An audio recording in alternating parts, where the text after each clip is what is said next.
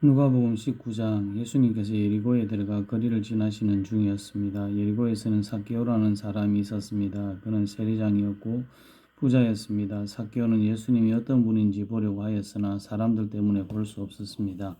그는 키가 작았던 것입니다. 그는 예수님을 보려고 앞서 달려가서 뽕나무에 올라갔습니다. 왜냐하면 예수님께서 그 길을 지나가실 것이었기 때문입니다. 예수님께서 그곳에 이르러 위를 쳐다보시고 삭개오에게 말씀하셨습니다. 삭개오야, 어서 내려오너라. 오늘 내가 내 집에서 묵어야 하겠다. 삭개오가 빨리 내려와 예수님을 기쁘게 맞이했습니다. 사람들은 이것을 보고 모두 수근거렸습니다. 저 사람이 죄인의 집에 묵으려고 들어갔다. 삭개오가 서서 주님께 말씀드렸습니다. 주님, 제 재산의 절반을 가난한 사람들에게 주겠습니다. 그리고 제가 남의 것을 속여 얻은 것이 있으면 네 배로 갚겠습니다. 예수님께서 삭개오에게 말씀하셨습니다. 오늘 이 집에 구원이 찾아왔다. 이 사람도 아브라함의 자손이다. 인자는 잃어버린 사람을 찾아 구원하러 왔다. 사람들이 예수님의 말씀을 듣고 있을 때 예수님께서 비유를 들어 말씀해 주셨습니다. 이 비유를 드신 것은 예수님께서 예루살렘에 가까이 오셨으므로 사람들이 곧 하나님 나라가 나타날 것으로 생각하였기 때문입니다. 예수님께서 말씀하셨습니다. 어떤 귀족이 왕위를 받아오려고 먼 나라로 가게 되었다. 그는 10명의 종들을 불러 한 머나씩 10머나의 돈을 나누어 주면서 말했다. 내가 돌아올 때까지 장사를 하여라. 그러나 그의 백성들은 그를 미워하고 밀사를 뒤따라 보내어 왕위를 줄 사람에게 말을 전하였다. 우리는 이 사람이 우리의 왕이 되는 것을 원하지 않습니다. 그러나 그 귀족은 왕위를 받아가지고 돌아와서 돈을 맡겼던 종들을 불러 장사를 어떻게 했는지 알아보려고 하였습니다. 첫 번째 종이 와서 말했습니다. 주인님, 주님의 한 머나로 10머나를 만들었습니다. 왕이 그에게 말했다.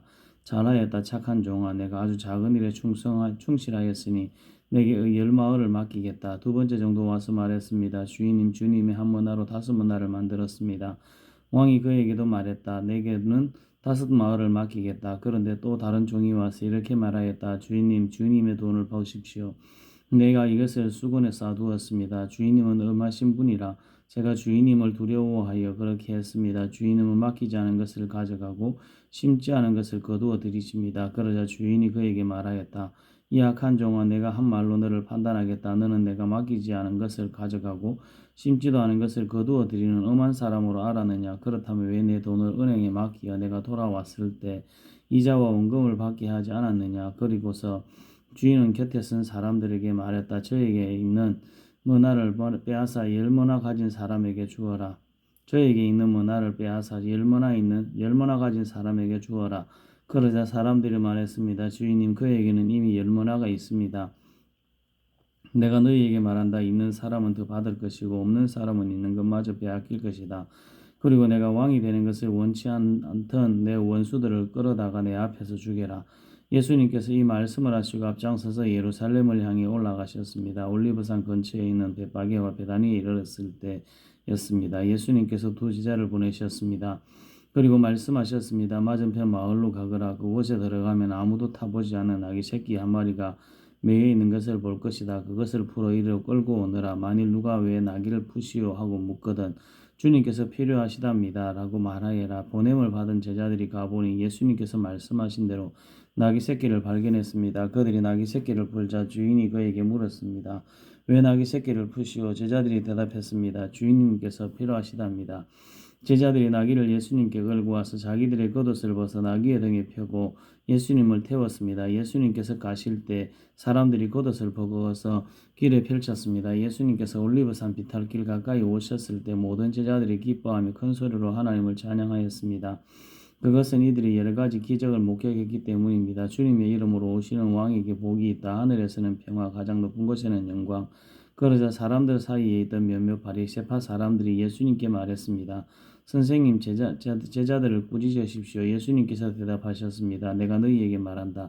이 사람들이 잠잠하면 돌들이 소리를 지를 것이다. 예수님께서 예루살렘에 가까이 오셔서 그 도시를 바라보시고 눈물을 흘리셨습니다. 그리고 말씀하셨습니다. 오늘 내가 평화의 길을 알았더라면 좋았을 텐데 그러나 지금은 이것이 너희에게 감추어져 있다. 내 원수들이 너를 향해 흙덩이를 쌓고 너를 애워싸고 사방으로 포위할 때가 올 것이다. 그리고 너를 짓밟고 너와 함께한 내 자녀들을 짓밟을 것이다. 또한 돌 위에 다른 돌 하나라도 남지 않게 할 것이다. 이는 하나님께서 찾아온 때를 내가 깨닫지 못하기 때문이다. 예수님께서 성전에 들어가 장사하는 사람들을 내쫓기 시작하셨습니다. 그리고 그들에게 말씀하셨습니다. 내 집은 기도하는 집이다 라고 성경에 쓰여 있는데 너희는 이 집을 강도의 소굴로 만들었다. 예수님께서 날마다 성전에서 가르치셨습니다. 그러자 대제사장들과 율법학자들 그리고 백성의 지도자들이 예수님을 죽이려고 하였습니다. 그러나 모든 백성들이 예수님의 말씀을 열심히 듣고 있었으므로 예수님을 죽일 방법을 찾을 수 없었습니다. 누가복음 20장 예수님께서 성전에서 사람들을 가르치시며 복음을 전하고 계셨습니다. 그때 대제사장들과 율법학자들이 장로들과 함께 예수님께 왔습니다. 그리고 예수님께 말하였습니다. 당신이 무슨 권한으로 이런 일을 하는지 우리에게 말해 주시오. 누가 이런 권한을 당신에게 주었소? 예수님께서 그들에게 대답하셨습니다. 나도 한 가지를 물어보겠다. 내게 말하여라. 요한의 세례가 하늘로부터 왔느냐 아니면 사람에게서 왔느냐? 그들이 서로 의논하게 말했습니다. 만일 우리가 하늘로부터 왔다고 말하면 왜 그를 믿지 않느냐고 할 것이다. 그렇다고 사람에게서 왔다고 말하면 모든 백성이 요한을 예언자로 확신하고 있으므로 우리를 돌로 칠 것이다. 그래서 그들은 어디서 왔는지 모르겠다고 대답하였습니다. 예수님께서 그들에게 나도 무슨 권한으로 이런 일을 하는지 말하지 않겠다 하고 말씀하셨습니다. 예수님께서 사람들에게 이런 비유를 말씀하셨습니다. 어떤 사람이 포도원을 만들어 농부들에게 세를 주고 오랫동안 여행을 갔다. 포도철이 되어 그 사람들은 포도원의 수확 중에서 얼마를 거두려고 종 하나를 농부들에게 보냈다. 그러나 포도원 농부들은 그를 때리고 빈손으로 돌려보냈다. 주인은 다른 종을 보냈다. 그러나 그 종도 때리고 온갖 모욕을 주고 빈손으로 돌려보냈다. 주인은 세 번째 종을 보냈다. 이 종에게도 농부들이 상처를 입혀 쫓아내었다. 포도원 주인은 말했다. 어떻게 할까? 내 사랑하는 아들을 보내야겠다. 아마도 내 아들은 존경할 것이다. 포도원 농부들이 그를 보고 서로 의논했다. 이 사람은 상속자다. 이 사람을 죽여 유산을 우리가 가로채자. 그들은 아들을 포도원 밖으로 끌어내어 죽였다. 그러면 포도원 주인이 농부들을 어떻게 하겠느냐?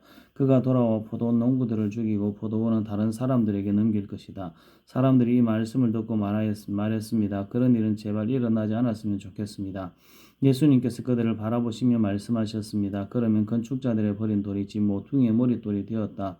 고 기록된 것은 무슨 뜻이냐? 누구든지 그 돌 위에 떨어지는 사람은 부서질 것이요 이 돌이 누구 위에 떨어지든지 그를 가루로 만들 것이다. 율법학자들과 대제사장들이 예수님께서 이 비유를 자기들을 빗대어 하신 말씀인 줄 알았습니다. 그래서 즉시 예수님을 잡기를 바랐으나 사람들을 두려워하였습니다. 율법학자와 대제사장들은 예수님을 지켜보았습니다. 그리고 의로운 사람들인 척 가장한 정탐꾼들을 보내어 예수님께서 하시는 말씀 가운데 트집을 잡으려고 하였습니다. 그리고는 예수님을 총독에게 넘기려고 하였습니다. 이들이 예수님께 물었습니다. 선생님, 우리는 선생님이 옳게 말씀하시고 가르치시는 것을 압니다. 선생님은 차별을 하지 않으시고 진실되게 하나님의 길을 가르치시는 것을 압니다. 우리가 가이사에게 세금을 바치는 것이 옳습니까? 옳지 않습니까? 예수님께서 이들의 계략을 아시고 말씀하셨습니다. 다 내려온 동전 하나를 가져오너라. 이 돈에 누구의 얼굴과 이름이 새겨져 있느냐? 그들이 대답했습니다. 가이사의 것입니다. 예수님께서 그들에게 말씀하셨습니다. 가이사의 것은 가이사에게, 하나님의 것은 하나님께 바쳐라. 그들은 사람들 앞에서 예수님의 말씀을 트집 잡을 수 없었습니다. 오히려 예수님의 대답에 놀라서 말문이 막히고 말았습니다. 부활이 없다고 하는 사두개파 사람들 가운데 몇몇이 예수님께 왔습니다. 그리고 예수님께 물었습니다. 선생님, 모세는 형이 자식이 없이 아내를 두고 죽으면 동생이 형수와 결혼하고 형을 위해서 자식을 낳아야 한다고 했습니다. 그런데 7형제가 있었습니다. 첫째가 아내를 얻었으나 자식이 없이 죽었습니다. 그리고 둘째도 자식이 없이 죽었습니다. 셋째도 마찬가지였습니다. 결국 7형제가 모두 자식이 없이 죽었습니다. 마침내 그 여자도 죽었습니다. 그러면 부활 때 그는 누구의 아내가 되어야 합니까? 7형제가 모두 그를 아내로 맞이하였으니 말입니다. 예수님께서 그들에게 말씀하셨습니다. 이 세대의 아들들은 장가가고 시집간다. 그러나 죽었다가 다시 부활하여 하늘나라에 살 자격이 인정된 사람들은 장가도 가지 않고 시집도 가지 않는다. 그들은 천사들과 같아서 다시 죽을 수도 없다. 그들은 부활의 아들들이므로 하나님의 자녀들이다. 죽은 사람들의 부활에 대해서는 모세도 떨기나무가 나오는 대목에서 잘 보여주었다. 모세는 주님을 아브라함의 하나님, 이삭의 하나님, 야곱의 하나님이라고 하였다. 하나님은 죽은 사람들의 하나님이 아니라 살아있는 사람들의 하나님이시다. 이들 모두는 하나님께 대하여 살아있다. 율법학자 몇 사람이 대답하였습니다. 선생님, 옳은 말씀을 하셨습니다. 사람들은 예수님께 감히 더 이상 묻지 못하였습니다. 예수님께서 그들에게 말씀하셨습니다. 사람들이 왜 그리스도를 다윗의 아들이라고 하느냐? 다윗이 시편에서 직접 말하였다. 주께서 내 주에게 말씀하셨습니다. 너는 내 오른쪽에 앉아라. 내가 내 원수들을 내 발판으로 삼을 때까지. 다윗이 그리스도를 주님이라고 하였는데 어떻게 그리스도가 다윗의 자손이 되겠느냐?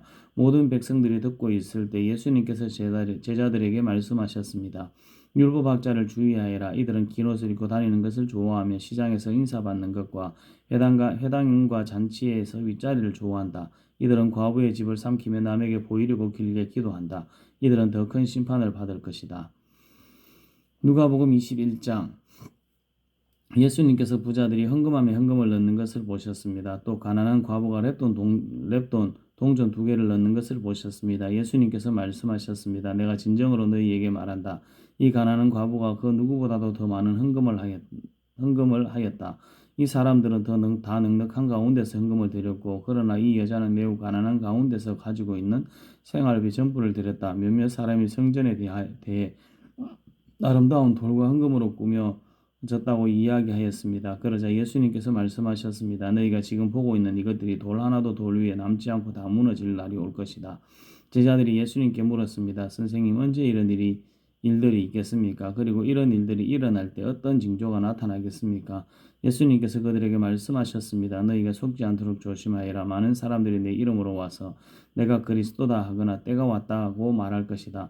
그러나 그들을 따라가지 마라. 전쟁과 난리의 소식을 들을 때 두려워하지 마라. 이런 일들이 먼저 일어나야 하겠으나 종말이 바로 뒤따라 오는 것이 아니다. 예수님께서 계속해서 그들에게 말씀하셨습니다. 나라가 나라를 대항하여 일어나고 왕국이 왕국을 맞서 일어날 것이다.